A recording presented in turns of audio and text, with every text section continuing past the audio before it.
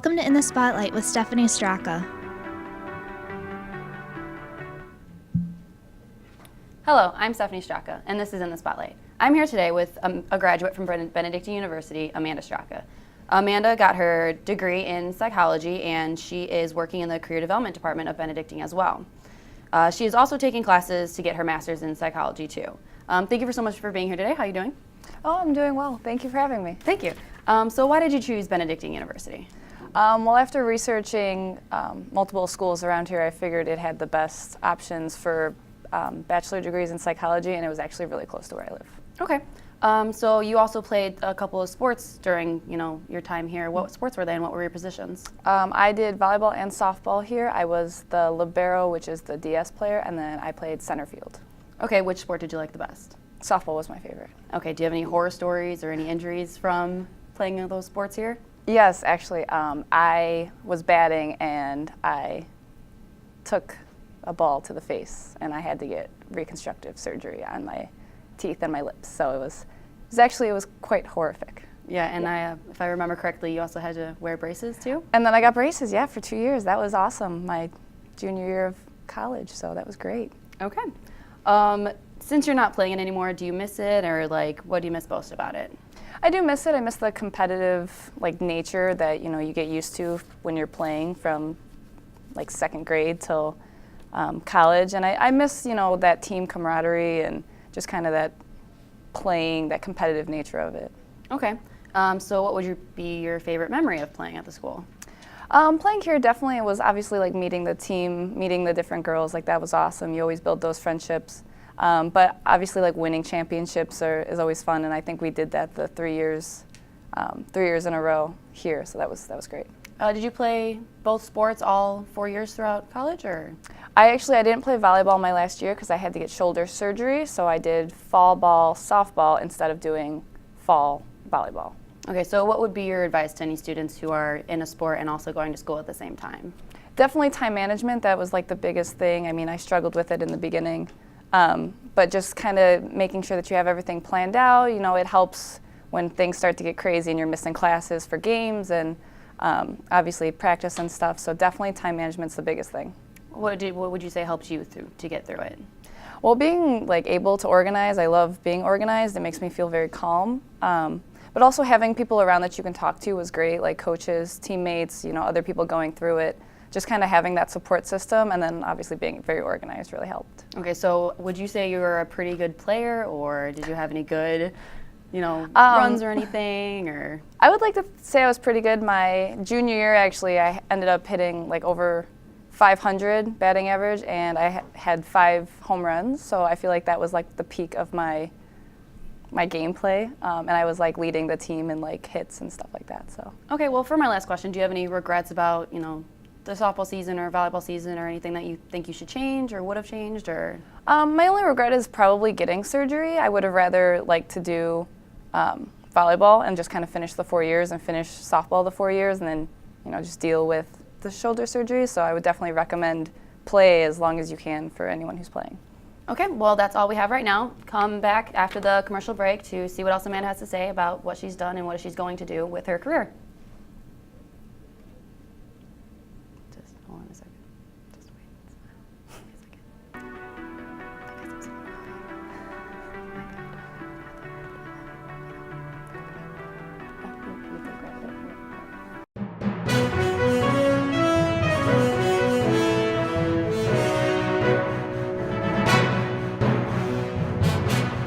Welcome to Ben News for the month of November. I'm Adriana Saucedo.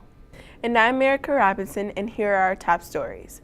This month was homecoming here at Benedictine University, and of all the activities going on, the homecoming dance was definitely one of the liveliest and most popular events of homecoming week. The dance was hosted at the Weston Lombard Yorktown Center in Lisle and offered a full dinner and hours of dancing for those who attended. We go to the fields with Marlo Loudon to see some highlights from the evening and to hear from some students about what they thought the best part of their evening was. It's Marlo Loudon with Eye of the Eagle, and I am here with Kate and Jacob at Benedictine's homecoming. How's your guys' night going? Good. It's going really good. Yeah. What did you guys have for dinner, the vegetarian or the chicken? I had the chicken. I had the vegetarian. Which was better? Honestly, I think the vegetarian it was really good. Yeah? It's really good. All right. Well, I'm glad both options were good. Now, Jacob, you go here. So, what did you do this week leading up to homecoming? Anything? I was just waiting for the dance and the game tomorrow. And since you don't go here, how are you liking the dance? It's really fun. They do a really nice job at the school. That's so great. I hope you guys have a great rest of your night. Thank you guys so much. Yeah, thank you. On October 13, Benedictine University held their annual homecoming parade. The parade consists of most of the clubs and athletes of Benedictine. Eye of the Eagle reporter Adaria Washington spoke to Benedictine student and junior Brittany Brown about her first experience being a part of Student Senate and having the opportunity to walk in the parade as a senator. Hi, it's Adaria Washington here with Eye of the Eagle, and I'm here with junior Brittany Brown, who's also a member of Student Senate. So, Brittany, is this your first year participating in the homecoming parade? Yes, it is. Also, what did you enjoy most about participating in the parade? Well, what I enjoyed most was decorating the posters. I enjoyed watching the other contestants compete, and I also enjoyed participating. Well, that's all we have for you today, and thank you very much. Following the homecoming parade was the annual pie eating contest. The contest consisted of 5 different teams. Each team had a male and female representative to be a part of the contest. Eye of the Eagle reporter Adaria Washington interviewed the winners of the contest. Sophomore and track team member Javen Hay, who was the male winner. Also senior and softball player Rose Conzal, who was the female winner, about the strategies they used to win the pie eating contest. Hi, it's Adaria Washington here with Eye of the Eagle, and I'm here with the winners of the pie eating contest, Rose and Javin. So, first I'm going to ask you first, Javin, what was your strategy to winning the pie eating contest? Just putting my face in it as much as possible, taking big chunks, just being aggressive, I guess. So, Rose, what was your strategy? Last night I actually practiced with oatmeal, and just big bites. Big bites and don't breathe. Yeah. Well, that's all we have for you today, and thank you. On October 15th, Benedictine University held their alumni tailgating before the homecoming football game began. Hundreds of people came out to have a good time, enjoying the food, the weather, and the fun company of their peers and coworkers. People came out to enjoy the fun of all the events and also enjoyed all of the free things that were given away during the tailgating. Eye of the Eagle reporter Adaria Washington interviewed a number of people, from alumni to student, and even the president of the school, on how excited they were for the football game and the homecoming tailgating. It's Adaria Washington here with Eye of the Eagle, and I'm here with senior Taylor Lumpkin. So Taylor, are you excited about the homecoming festivities? I am excited about the homecoming festivities. I'm very excited how we have just food and activities, especially for the kids. You can get a nice bow for the children to wear. So I think it's just coming very well. And also, are you hyped about the game? I am hyped about the game. I'm very excited. So I'm ready. All right, that's all we have today, and thank you. Benedictine University's College of Liberal Arts and Student Senate hosts the Woodrow Wilson Fellowship each year. This year, the Woodrow Wilson Fellowship Award winner is Anita Perez Ferguson. Ferguson is the director of the Hank Lacayo Institution for Workforce and Community Studies at California State University Channel Islands in Camarillo, California. Ferguson has been involved in several leadership and other political roles in many years in higher education. On October 24th, there was a reception for the Woodrow Wilson Fellow in Kinlan Hall on the 5th floor in the Art Gallery for student senators, students, faculty, and staff to talk and meet with Ferguson. Eye of the Eagle's Autumn Grady spoke with Ferguson about her roles as a woman in politics. Hi, my name is Autumn Grady. I'm here from Eye of the Eagle. I'm here today with... Hello, Anita Perez Ferguson. Okay, hi, Anita Perez.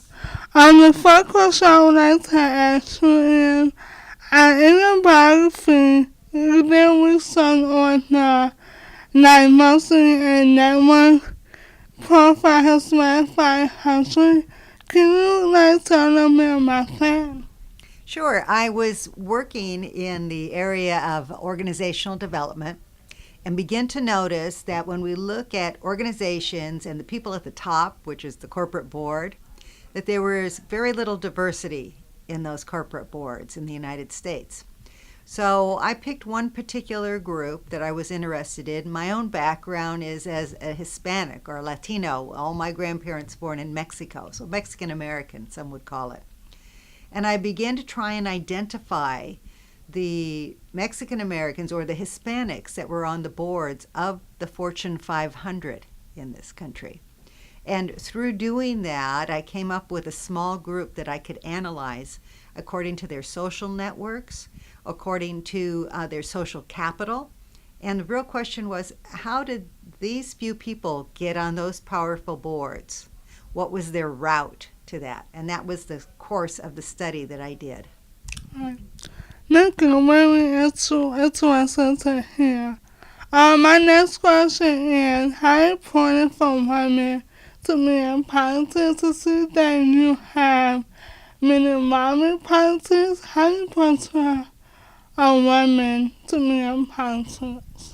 Well, you know, it makes me smile because both of the questions are really come down to me about power. Okay. So first it's diversity at corporate boards, and they're very powerful. And then thinking about women in leadership positions, especially in elected positions. And that's pretty much about power too, isn't it? Yeah. So the process in both cases is to see where do people that hold those positions come from, and then how can new individuals, in this case, in this question, women, develop those same experiences or move into those positions with a certain amount of guidance or training. And that's been my work for many, many years, is working with women getting leadership positions by first helping them understand all the skills that they do have and have confidence in that. Second, being able to speak to groups in public so that they can be better known. And third, understanding the systems of obtaining leadership positions and helping them work through that. And that goes to my next question about leadership. What is some advice you give to college students about leadership roles? Well, students are in a great position to think about leadership themselves. Thank you again to Anita Perez, the Woodrow Wilson Fellowship. This is our game. On Thursday, October 27th, the Indian Student Association held a Mindy Henna fundraiser in the Kinlan Atrium. The prices of the henna varied on the basis of each design. Metallic henna tattoos and glitter were also offered to mix things up. The ISA promotes and encourages all students to appreciate Indian heritage through various major events that showcase Indian history, culture, and values. The fundraiser organizer and ISA president, Kavita Grover, was interviewed by Adriana Salcedo regarding the origin and how she became involved with henna. Hi, I'm Adriana with Eye of the Eagle, here with Kavita Grover, a junior here at Benedictine University. She put together the henna fundraiser for ISA today. Kavita, can you tell us a little bit about the fundraiser? Okay, so the fundraiser is pretty much just a bunch of students that already go to the school who volunteer their time to do mehndi or henna, in other words, for students that would be interested in the design. It's just to promote the cultural aspect of India. And where did henna originate? Anywhere in India. It's used everywhere, actually, so I'm not exactly sure of the origins. Okay, and how did you get introduced to it, and how did you learn how to do it? I learned from high school. I just started taking art classes. I got interested in how intricate the designs were, and then eventually I started doing my designs on people and then got better and better. Okay. And what is henna made of? It's just herbs and plants smashed together and then like into little pieces and water. Can you tell us about the application process and preparation of henna? Well, the application process, it's just put into a cone, and that cone just makes it easier to apply rather than using a toothpick or anything else. And then, the process of... The application and the process? The process would just be... grinding down the herbs and like making it small enough, like a paste, that way it's not thick or it's not too thin, because if you put too much water, it like thins it out and you won't get the perfect design. Okay. All right. And about how long does the henna last? About 2 weeks. 2 weeks. Yeah. Okay. All right. Thank you very much for your time, Kavita. This is Adriana with Eye of the Eagle signing out. Thank you. On Thursday, October 27, Benedictine's Mosaic organization hosted their Interfaith Lunch. This lunch was the last event of the Interfaith Week, which featured a dialogue between those with different religion leaning and even those without. The discussion highlighted the similarities between various faiths. Throughout the event, there was an emphasis on how increased dialogue understanding among the various belief systems could benefit everyone. Eye of the Eagle's Genevieve Murray got a chance to speak with Kathryn Heidelberger at the event. Hi, I'm Genevieve Murray here for Eye of the Eagle, and I'm here with Kathryn Heidelberger. So we just got done with the Interfaith Lunch, and it's the last event of the Interfaith Week. How do you think the week has gone? Has it been a success? Yes, I would say very much it has been a success. We had a wonderful week of some really great events. We started off the week on a quieter note with a contemplative evening, with spending some time with the Sikh tradition and the Buddhist tradition. Then on Tuesday, we ramped things up a little bit and had a Catholic-Muslim dialogue fishbowl conversation in the Kinlan Atrium, and the students were absolutely fantastic for that. We had a fantastic dialogue, and a really good number of students came to listen. And then Wednesday, we had the Interfaith Fair in Kinlan Atrium, which was also super fun. We had students complete interfaith passports. We had a trail mix bar, all sorts of really engaging activities. And then, we ended today with the Interfaith Lunch, which is our kind of way to honor those who'd showed up for the week and then to give them an opportunity to do some interfaith work around their tables. All right, great. So is this the first time the Interfaith Week has been held? This is not the first time it's been held. I think Interfaith Week has been going for at least a couple years now, and the most recent one was back in April of this past year, and we did a lot of the same events. And Interfaith Week is all under Mosaic, which is the movement of students achieving interfaith collaboration, and they exist to promote all sorts of events like this, to raise awareness about interfaith efforts on campus, and to create an atmosphere on campus where talking about your faith is a normal, regular part of your life. Okay, and now when guests came in, on the tables there were the badges that said Interfaith Ally. Can you explain what that means to be an Interfaith Ally? Yeah, so to be an Interfaith Ally is all about standing in solidarity with those who may or may not share your faith tradition. And by standing in solidarity, for us, that really means a commitment to their well-being, to their flourishing, and to be a friend to them and not simply putting up with them, but really pressing into a relationship with those who are different from you and advocating that they be treated well and equally as we all as human beings deserve to be treated. And so by giving the guests here their Interfaith Ally pins, that's our way of saying thank you for coming and being willing to begin that work of interfaith allyship. And then we hope that that pin will travel with them as a reminder to continue to have these kind of conversations, to press into relationships with those who are different from them, and to enjoy the friendships that can be found there. Sounds great. And so for those who may not know, in what ways can students get involved with the interfaith dialogue that you're looking for? Students can either be a part of Mosaic, which is our student movement that's specifically designed for interfaith engagement. Mosaic hosts a number of different things besides Interfaith Week. They'll do interfaith service trips. We are talking about maybe doing an interfaith retreat in the spring to visit different faith houses of worship. If a student would like to be involved in a dialogue, we have a Catholic-Muslim dialogue that meets every other Tuesday, and it's a wonderful opportunity to kind of dive more into those two specific religious traditions. And then there's a number of different ways to be involved beyond that as well. So if students want to know more, they're always happy to reach out to me. I'm in the campus ministry office and can be reached by email or phone or anything like that.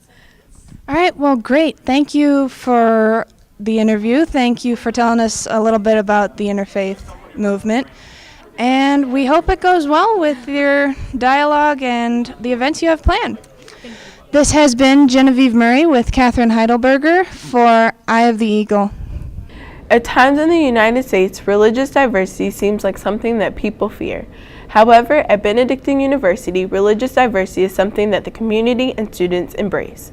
According to the university, 52% of the Benedictine students are Catholic, 26% are Muslim, 20% Christian, and 2% Hindu.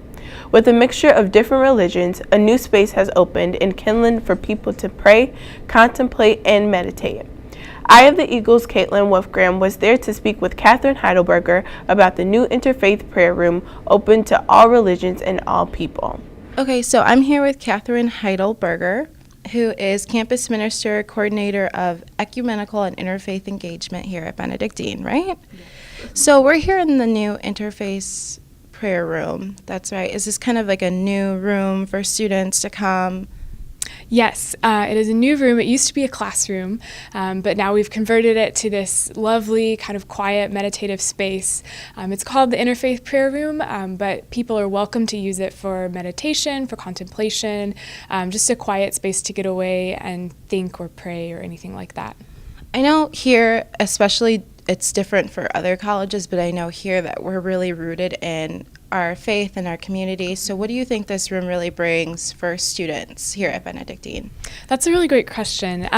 And because we are a Benedictine college, one of our hallmarks is centered on prayer. And so this room is an embodiment of that hallmark commitment. And further, because it's an interfaith prayer room, we're really committed to bringing the community together in this room and learning how to respect each other and each other's different traditions in the room, and learning what that looks like to share space with each other, to value that sharing, which is something that this room is unique compared to other college campuses. That's really interesting because right now I think we're seeing like a lot of division with religion, so I think that really brings a really great space for people here at Benedictine. So how does somebody go about coming into this room? I know we're here right now with our shoes off, but do you have to schedule time? Do you just come in? That's a good question as well. You don't have to schedule time. This room is open whenever Kinlan is open, and I think the official hours are 5 a.m. to midnight or something like that. So it's open whenever Kinlan is. You're welcome to come in anytime. We do ask that you remove your shoes just to reflect that this is a set apart space and not just any average ordinary space. And then you can use it however is best for you. We have prayer rugs and dividers available for Muslim students. We have a beautiful cabinet that holds a mandir for our Hindu and Sikh students. We have rosaries, Bibles, Qurans, Sikh religious texts, Hindu religious texts as well. So a variety of items that can aid you in your devotional practices. Awesome. That's really great. I mean, I think this room is really great for the Benedictine community. It really brings us all together. Thank you so much for answering some questions for me today. Thank you. It was a pleasure to chat with you. This October, the Komachek Art Gallery, located on the 5th floor of Kinlan, is featuring an exhibition of various artists' recent work. The artists include the faculty from the Department of Fine Arts and the Graphic Arts Design program from Lisle, Illinois and Mesa, Arizona campuses. The works of art displayed in the exhibition range from different painting, graphic design, photography, printmaking, and drawing. Eye of the Eagle's Molly Morley spoke with Professor Scarlato about his featured works. Hi everyone, I'm Molly Morley here reporting for Eye of the Eagle. Today I'm with Professor Scarlato talking about the Komachek Art Gallery featuring various artists from Benedictine University Lisle and Benedictine University Mesa. Professor Scarlato, how does your work differ from others here at the gallery? Well, it's probably a good idea to talk more about the similarities first. All of the instructors who teach studio art are strong in representation, that we can draw and paint from life, that we have a good foundation in tradition. So we're similar that way. It's probably one of the reasons why I hired them to be here. But the main difference in my work is that I spend a lot of my output in doing paintings from nature. In the show, you'll see a lot of still life and figure paintings, but my work focuses mainly on landscape, and also I have still life in the work, and other artists do too, so again, that's a similarity. So it's the landscape. differs. There's many pieces from paintings to photography. What are your favorite pieces you look for in the collection? Well, there's a piece in the collection by Michael Toll, who was the art professor at Mesa, and it's of figures that are intertwined. That's a powerful image, and you see it over there, you know what I mean. David Marcet is such a wonderful painter, and his figure paintings are really top-notch. Vince Lucarelli is a great photographer, and he studied with a very famous photographer at IIT, Aaron Siskind, and you can see the similarities there and influence in his work.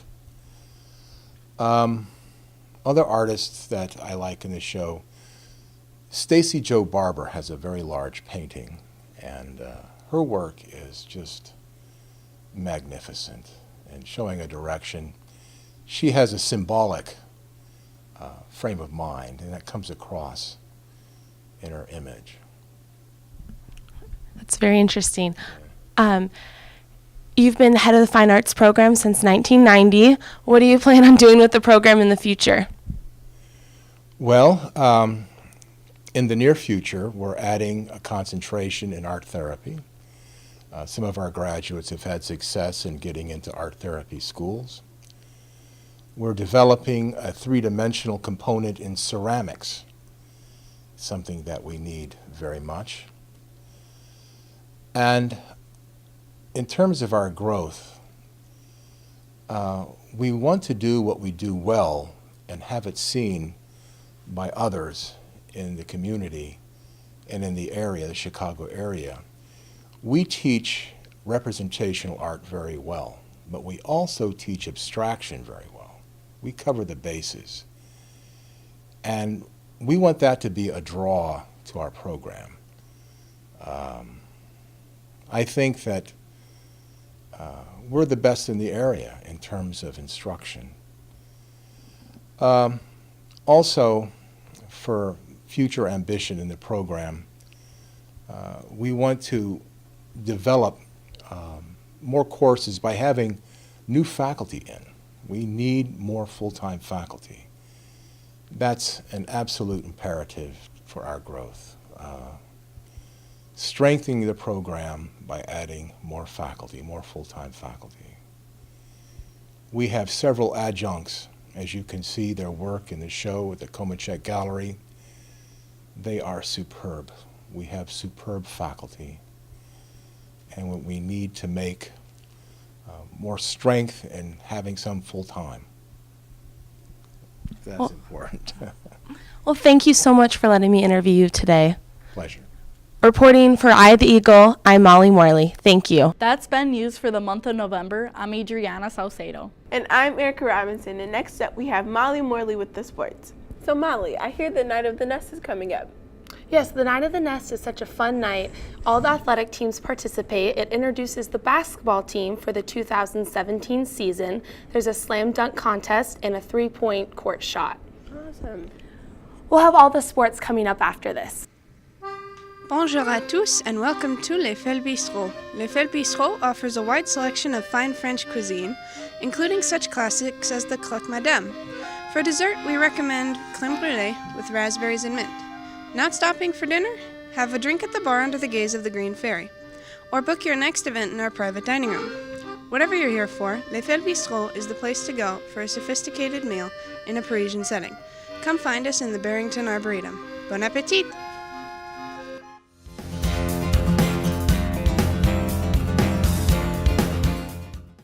Here's the sports for November. I'm Molly Morley, and today we're kicking off with football. On Saturday, October 15th, the Benedictine Eagles football team played Lakeland College in this year's homecoming game. Unfortunately, the valiant effort of the Eagles did not result in a win. With the Eagles losing the game 32-29, Erica Robinson talked with student Sean Solter and student alum John Donson about their thoughts on the game. Hi, this is Erica Robinson with Eye of the Eagle. I'm here with alumni John Donson and senior Sean Solter. So guys, how do you think the Eagles played today? I think they did a good job. You know, they gave it all they had, and I saw a good team energy.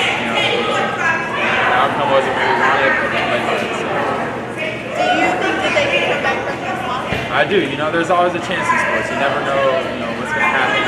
That's the beauty of sports. You just got to play to the last game and hope for the best.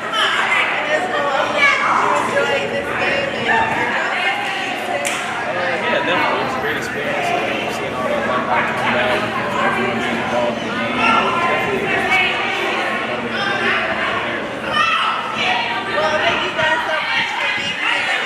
This is Erica again signing off for Ivy. The women's volleyball team was able to send their seniors out in style against Marian University.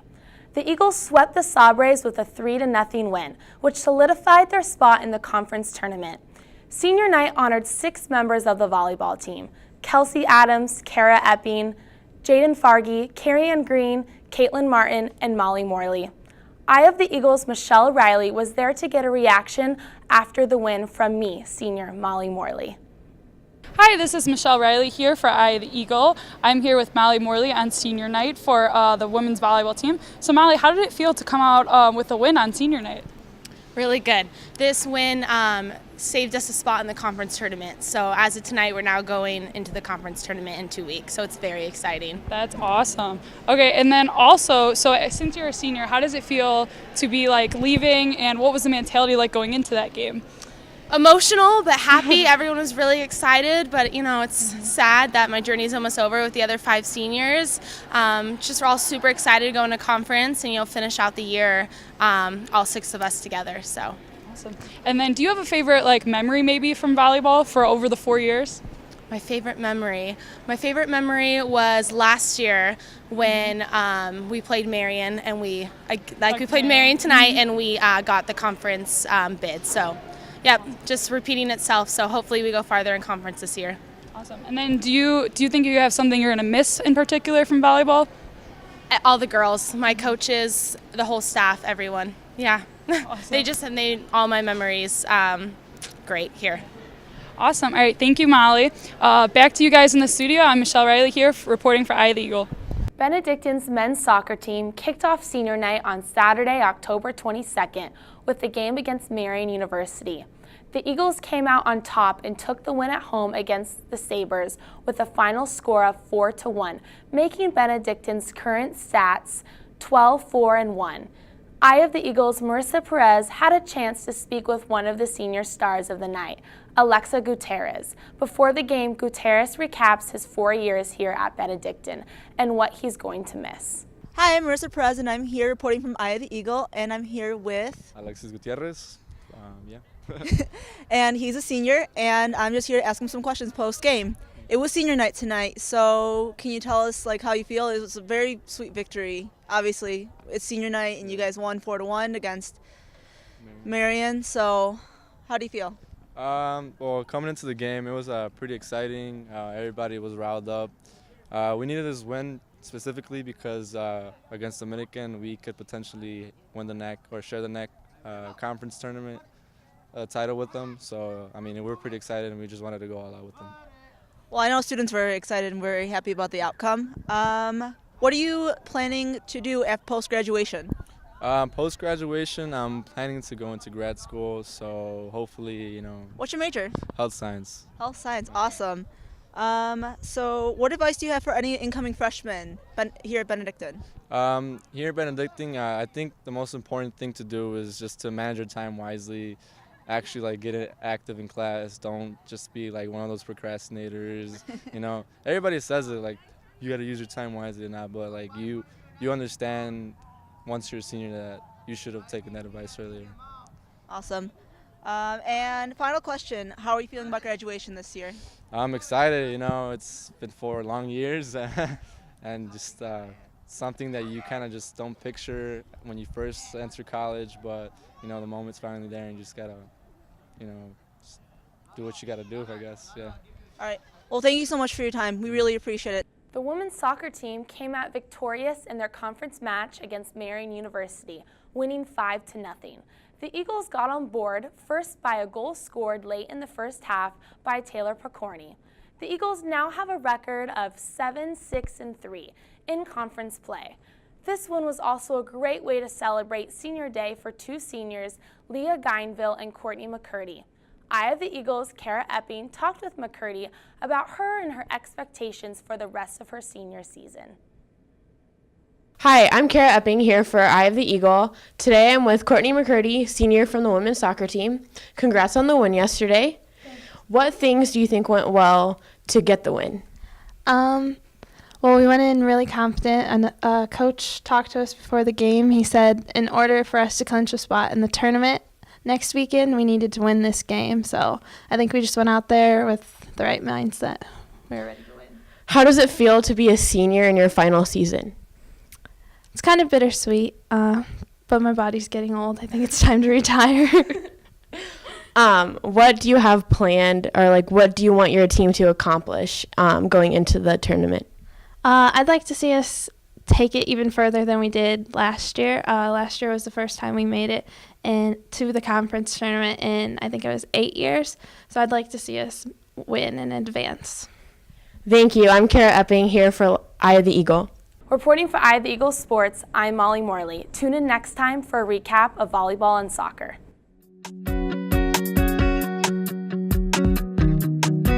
What is your favorite Thanksgiving food? I'd have to say it's turkey and stuffing. What is your favorite Thanksgiving food? I like sweet potato pie. What's your favorite Thanksgiving dish? Oh, it would have to be fried rice. And your least favorite? I would say tuna casserole. And what's your least favorite? To be honest, I'm not really a big fan of cranberry sauce. Me neither. It sucks. And least favorite? Ham. What's your favorite Thanksgiving meal? Green bean casserole. Hey, what is your favorite Thanksgiving food? Mashed potatoes and gravy. And what is your least favorite? Greens. I don't want to eat no greens. Asking people about their favorite food for Thanksgiving, so what would be yours? Duck. The smell of autumn is in the air, and it's time to enjoy the beautiful weather. Fall in love with the Morton Arboretum. Venture through our hiking trails among 17,000 acres, or get lost in our fun hedge maze. Bring the little ones to play and learn in our exciting children's garden. Walk through our visitor center and learn what we are all about. Enjoy the changing of seasons and take a step back from your busy lives to indulge in the stunning scenery at the Morton Arboretum in Lisle. Welcome back to In the Spotlight with Stephanie Straka. Hi, welcome back. And I'm here with Amanda Straka, and she's going to continue talking to us about, what she's going to do and what she has been doing with her degree and her career. So Amanda, what do you plan on doing with your master's, and what is your master's? My master's is in clinical psychology with a subspecialty in marriage and family. So the hope is when I finish with my master's, I'm also going to finish with the certificate of addictions counseling, the CADC, because I'm doing that as well. I'm doing that at COD as well, so I'm getting a dual certificate. So when I finish that, hopefully I'll be able to do clinical work with multiple populations, because I'll be able to do substance abuse as well as mental health and family and marriage counseling. So I just plan on doing a wide range of clinical counseling. I'm just not sure which setting yet, but anyway, I plan on helping multiple populations. Okay, great. And what are you doing while you're working to get your master's? Currently, right now, I am working here at the school at Benedictine. I am working in the career development office, and I do multiple things there, as well as attending classes here, doing classes online through COD, and I'm also doing my internship as well. So you said you worked at the school in the career development office. Mm-hmm. What do you exactly do there? How do you help the students? So in the career development office, I'm the graduate assistant, so I help in different tasks like resume reviews, cover letter writing. I'm helping with mock interviews for, grad schools and job interviews. Basically, we do mock interviews, and I also do some different career advising with the counselors as well. Do you think that it helps the students if they come to you for, assistance with resumes and everything?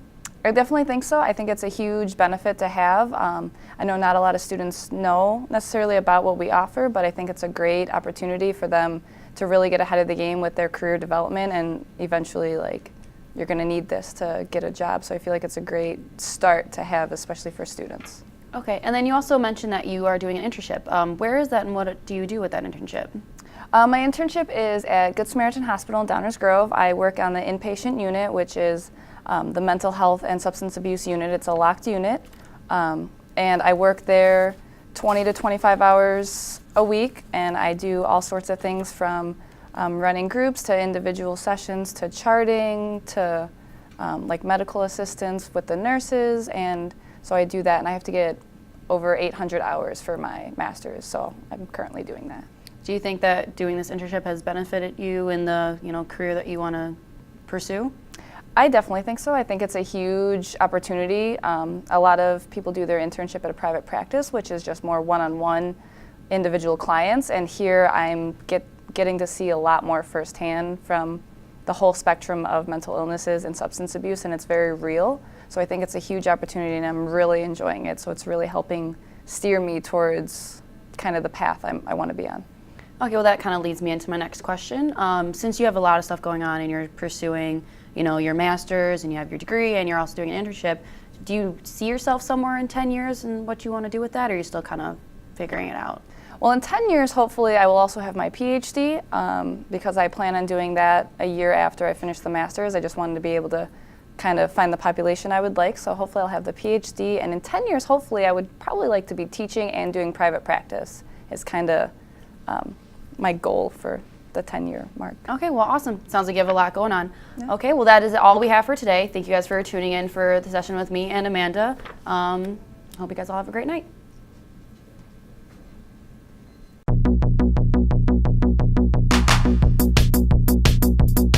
Held her Valiant. I couldn't say it. My boyfriend said, say this word instead, and I was like, I don't even know how to pronounce that word.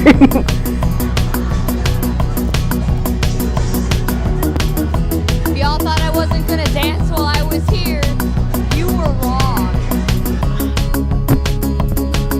Now I'm Fatima interview. I forgot it. I'm sorry. It's no question. Is it your first year participating? Yeah. No. Hey, we just really getting down. Y'all know how we doing it. And next time for a recap on women's volleyball. Just told me not to say women's.